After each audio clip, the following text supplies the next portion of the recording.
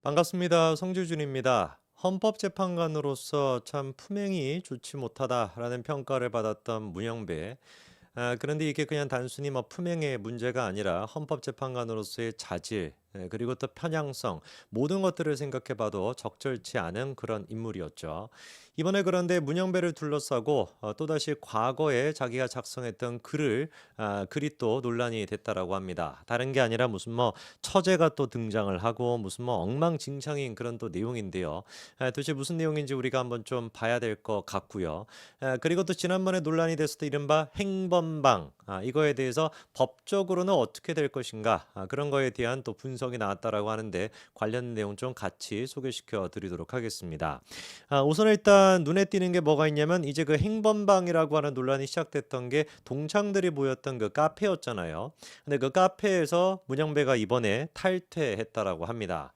근데 이거를 보면서 참 저는 여러 가지 생각이 드는 게 지금까지 문영배가 자기를 둘러싼 논란에 대처하는 방식 자체가 상당히 좀 특이하다라는 생각이 들었습니다. 우선 일단 첫 번째 같은 경우는 굉장히 예민하다는 거예요. 뭐 내가 블로그에 어떤 글을 썼다 아니면 무슨 얘기를 했다 이게 뭐 언론에 살짝 뭐 논란이 될 수는 있겠습니다만 논란이 됐었을 때 헌법재판관 정도라고 한다면 아니 뭐 헌법재판관도 아니고 뭐 검사가 됐거나 판사 정도만 됐다라고 할지라도 일일이 그거에 대해 가지고 수정을 한다든지 무슨 뭐 글을 삭제한다든지 이런 식으로 대처는 잘 안 하지 않습니까? 아니 그래도 좀 가오가 있고 뭔가 자기의 어떤 그 위치도 있는데 속된 표현으로 좀 떨어진다라고 해야 되나? 이걸 뭐라고 표현해야 됩니까? 뭔가 좀 이제 좀 짜치게, 짜친다라는 말이 제일 맞겠네요. 짜치게 그거를 뭐 옛날에 썼던 글을 찾아 가지고 수정을 하지는 않나? 댓글을 갖다가 막 비공개 처리를 하고 있지 않나? 아니 상상을 해 보십시오. 헌법재판관 정도 되는 양반이 자기 집 컴퓨터에서 뭐 노트북에서 뭐 핸드폰을 가지고 그걸 일일이 찾아서 막 비공개 처리하고 있는 모습이 상상이나 되냐고요. 도저히 안 되지 않습니까? 이번에 같은 경우도 행범만 논란이 터지고 난 뒤에 이 카페를 탈퇴했다라는 것도 비슷한 어떤 그 맥락이 있는 것 같고 두 번째 같은 경우는 이 사람이 갖고 있는 특징이 뭐라는 거예요? 책임 회피가 굉장히 능수능란하다는 거죠. 책임 회피가 능수능란한 수준이 아니라 아예 그냥 본질적으로 탑재가 돼 있는 것 같습니다. 논란이 있었을 때 그 부분에 대해 가지고 국민들한테 사과한 적이 한 번이라도 있었나요? 헌법재판관으로서 다른 재판관들한테 피해를 준 거. 자기의 논란으로 인해 가지고 헌재 자체가 지금 불신이 얼마나 높아졌습니까? 이거보다 심각한 헌법재판관이 할 수 있는 만행이 뭐가 있죠? 근데 그 부분에 대해 가지고 자기가 유감스럽다라든지 헌재가 이런 식으로 뭔가 논란의 중심에 들어간 거에 대해 가지고 죄송하다라든지 단 한 번이라도 그런 얘기를 한 적이 있나요? 제가 봤을 때는 제 기억에는 아무것도 없는데요. 저는 그렇기 때문에 문영배가 자기를 둘러싼 논란에 대처하는 방식 두 가지를 보면은 아주 예민하게 그런 어떤 사사건건 그런 것들에 반응한다. 그리고 또 책임을 회피한다. 이 모든 것들이 제가 봤을 때는 여론에 쉽게 움직이는 사람이다. 헌법재판관으로서 소신을 지키고 헌법을 수호하는 그런 역할이 아니라 여론에 따라서 좌지우지가 될 수 있는 너무나 갈대 같은 인간이 이 문영배다라는 생각이 좀 들었습니다. 자, 그러면 이번에 이제 그 터진 논란은 또 뭐가 있냐? 과거에 자기가 작성했던 이 토크 감상록, 이게 이제 또 논란이 됐다라고 하는데 여기에서 이제 그 일반적인 뭐라고 해야 될까요? 우리 같은 범인들은 생각하기가 좀 어려운 그런 내용들을 형배가 많이 또 생각을 했다라고 해요. 무슨 얘기냐? 일단 그 자료 한 가지 좀 띄워주시면 현재 이제 그 게시판에 다음 같은 글이 올라왔습니다. 문영배의 형부는 헌법적으로 처제와 그게 가능하다라는 겁니까? 라는 건데 무슨 내용이냐? 다음 것도 보여주시면 문영배는 도대체 머릿속에 헌법은 없고 다른 게 가득 찼습니까? 도대체 문영배의 판타지는 어디까지인가요? 재판 절차도 엉망이고 우리법연구에서 제일 좌측에 있는 사람의 사상은 이런 겁니까? 이런 사람이 우리나라 헌법재판관이라는 게 너무나 부끄럽고 이런 사람이 우리나라 대통령 탄핵 재판을 한다라는 게 너무나 수치스럽습니다. 형부는 처제와 땡땡을 왜 하면 안 되는가? 문영배 당신이 쓴 글입니다. 이래서 이게 위헌이라는 겁니까? 합헌이라는 겁니까? 이런 지금 글이 올라와 있어요. 그러니까 이 글을 올리신 분은 지금 문영배한테 뭐를 지금 질문하고 있는 겁니까? 형부는 처제와 땡땡. 이 땡땡이 뭔지는 여러분들이 다 아실 거라고 믿고요. 이제 뭐 이렇게 몸적으로 이렇게 교류하는 거 그걸 얘기하는 겁니다. 땡땡을 왜 하면 안 되는가? 이거를 이제 문영배가 그 글에서 직접 질문을 던지고 있다라는 거죠. 우리 같은 범인이 생각하기에는 형부는 처제와 당연히 하면 안 되는 거죠. 이거는 뭐 여지가 없이 그냥 뭐 100%뭐 100건이 됐거나 만 건이 됐거나 10만 건이 됐거나 발생해서는 안 되는 그런 사건 아니겠습니까? 단 한 건도 존재하면 안 되는 그런 사건인데 이런 어떤 사건에 대해 가지고 왜 하면 안 되는가? 왜 하면 안 되는가라고 하는 질문 자체는 반문하는 거니까 거꾸로 생각해 본다면 할 수도 있는 거 아니냐? 이런 이제 그 얘기가 이어지는 거 아니겠습니까? 도대체 그럼 문영배가 무슨 글을 썼길래 형부는 처제와 땡땡을 할 수도 있지 않은가? 이런 도대체 생각을 했다라는 것인지 그 문제의 글을 좀 봐야 되겠습니다. 다음 글을 좀 보여주시면은 자, 착한 사람들을 위한 법 이야기라고 해가지고 이게 문영배가 이제 자기의 어떤 그 토크 감상록을 올렸던 뭐 커뮤니티인지 카페인지 뭐 이런 거 봐요. 근데 무슨 책을 읽었는지를 보니까 이번에 이제 그 한강 작가의 채식주의자라는 책을 읽었나 봅니다. 다음 것도 보여주시면 소감이 이래요. 읽고 나니 혼란스럽다.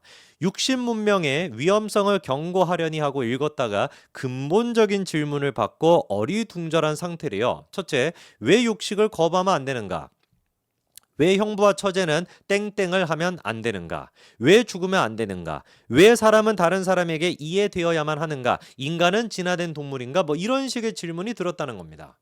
그러니까 저 같은 경우는 이제 그 한강의 채식주의자라는 책을 저도 뭐 책을 좋아하긴 합니다만 소설책은 잘 안 좋아하는데 읽어보려고 시도를 했는데 저는 막 이렇게 잘 와닿지는 않더라고요. 그래서 어쨌거나 저쨌거나 노벨 문학상을 받았으니까 대단한 책일 텐데 왜 이렇게 막 훌륭하다라는 건지 저 개인적으로는 좀 공감이 잘 안 됐었습니다.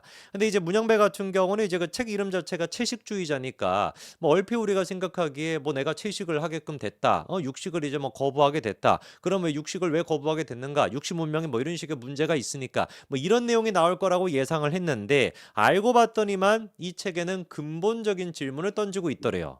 그럼 문영배가 보기에 근본적인 질문이라고 하는 게 뭐다? 첫 번째, 왜 육식을 거부하면 안 되는가? 이거는 그래 뭐 근본적인 좀 약간 철학적인 질문이 될 수도 있겠고요. 왜 죽으면 안 되는가? 이것도 마찬가지로 철학적인 질문이 될 수 있겠고, 왜 다른 사람에게 이해되어야만 합니까? 인간은 진화된 동물인가? 이 정도는 우리가 다 받아들일 수가 있죠. 근본적인 질문을 던진다라고 어떤 철학적인 질문을 던진다라고 볼 수가 있습니다. 그런데 그 가운데 지금 딱 들어가 있는 게 왜 형부는 처제와 땡땡을 하면 안 되는가? 이게 지금 들어가 있다는 거예요. 채식주의자라고 하는 책 자체가 아무래도 뭐 성적으로도 그렇고 굉장히 조금 예민한 이런 것들을 다루고 있습니다만 이 책을 읽었을 때 저 같은 사람이 드는 생각은 아니 왜 이런 말도 안 되는 생각을 하지? 이게 어떤 그 문학인가? 이게 과연 예술성인가? 요런 이제 생각을 하게 되는 것인데 우리 문영배 같은 경우는 그거를 읽고 무슨 근본적인 질문이 들었다라는 겁니까? 아니 왜 형부는 처제와 땡땡을 하면 안 돼? 이게 100% 잘못됐어 라고 생각하는 것이 아니라 이런 근본적인 질문을 받고 어리둥절한 상태가 됐다라고 한다면 문영배 자체가 뭔가 그 존재에 대해 가지고 우리가 근본적인 질문해보고 어리둥절해줘야 되는 거 아니겠습니까? 아니 도대체 문영배는 무슨 삶을 살아왔길래 무슨 도대체 인생을 살고 무슨 도대체 생각을 하고 있길래 형부와 처제가 이거를 해서는 안 된다라는 게 너무나 당연한 것인데 이거에 대해 가지고 근본적인 질문을 받았다라고 평가하고 어리둥절한 상태가 되냐? 우리는 전혀 어리둥절해지지 않잖아. 여러분 뭐 어리둥절해지세요? 형부와 처제가 무슨 뭐 이걸 하면 안 된다 이런 생각을 막 했었을 때 막 어리둥절해지고 막 도덕에 무슨 막 혼란이 오십니까? 막 하고 싶은 생각이 드는데 하면 안 돼, 절제해야 돼. 그런 분들 계시면 댓글로 좀 남겨주세요. 내가 그런 사람이라고. 누가 도대체 그런 생각을 하겠습니까? 이러다 보니까 우리가 이제 그 문영배가 있었던 그런 카페도 그렇고 이런 독후 감상문도 그렇고 약간 이 사람이 갖고 있는 생각 자체가 제가 보기에는 포스트 모더니즘에 너무 극좌로 가 있다.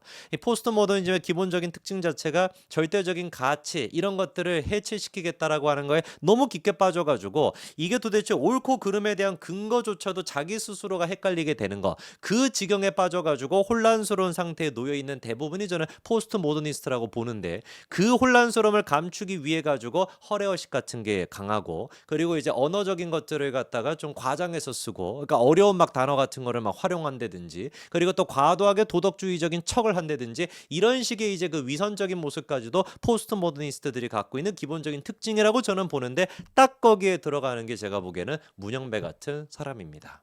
글쎄요, 여러분들이 느끼시기엔 좀 어떻습니까? 이 문영배라고 하는 사람이 여러 가지 측면에서 참으로 제가 보기에는 헌법재판관으로서의 자질이 없어 보이는데 하다가 이제는 형부와 처제가 땡땡을 왜 하면 안 되는가라고 하는 질문을 할 정도다. 참 진짜 두 손 두 발 다 들겠네요. 여기까지 말씀드리겠습니다. 감사합니다.